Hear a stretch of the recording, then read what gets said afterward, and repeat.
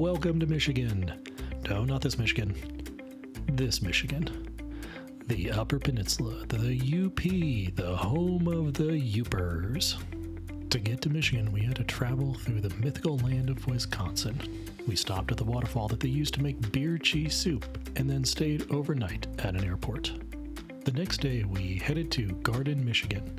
We got there and found ourselves tested again in our parking skills.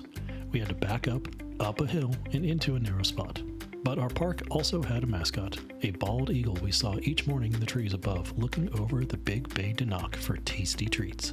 There was also a nearby restaurant that we chose to get our tasty treats from, including the night we celebrated 20 years together. We looked over the bay and toasted to our adventure. Our first excursion was north a short distance to Kitch-iti-kippi. It's a natural spring that feeds into nearby Indian Lake.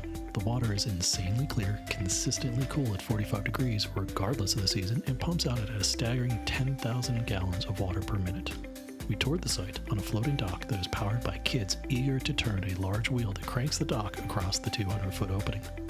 As we looked down, we could see the churning sand at the bottom of the rushing water and the fish who had chosen to retire in this secluded spot. Next, we took a long drive over to St. Ignace to head to Mackinac Island.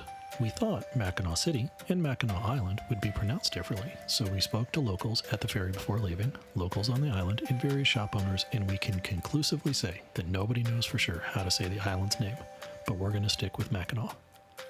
On Mackinac Island, we rented some awful bikes to get around. Mackenzie's rental would randomly change gears, and my brakes sounded like a cheese grater rubbing across a boulder. But we persevered and saw the entire island, including some trails that even mountain bikers would have blushed at. Around the outskirts was a long paved road.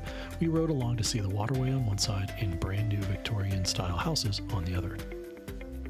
For our next adventure, Mackenzie surprised me on our way to the Shipwreck Museum with a stop off at MiDog, a musher who races her sled dogs in the Iditarod and Yukon Quest races.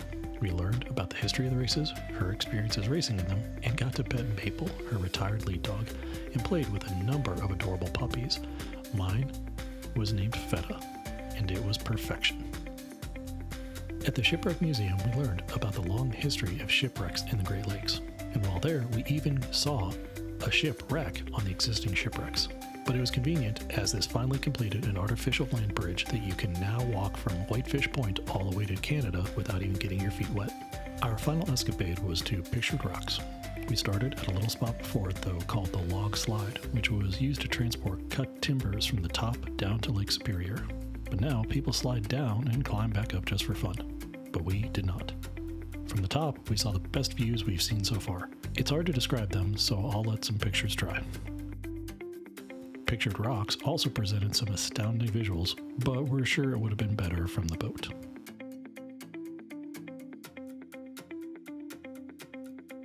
We said goodbye to our buddy and thanked the copious amounts of fans they had for keeping us cool while we were there.